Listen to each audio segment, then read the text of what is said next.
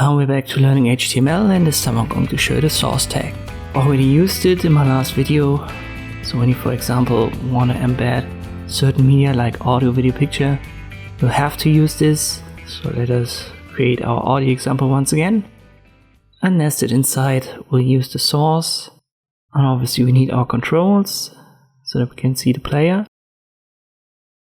The source attribute is needed to define the specific place. In my case, it's my audio folder.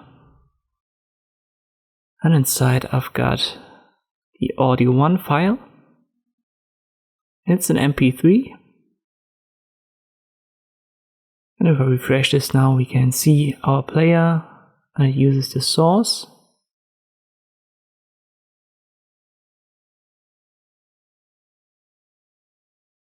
What you can do using this source tag is you can define multiple sources. So just in case you have files that are not supported by every browser, you can, for example, add an audio1 OGG file or a WAV file, whatever. So just in case a browser wouldn't play MP3s, this browser would now use the second source, so the OGG file. And usually the browser picks the first one. So whatever you define as the first source, this is going to be used first as long as the browser supports it, and then it goes to the second, the third, and so forth.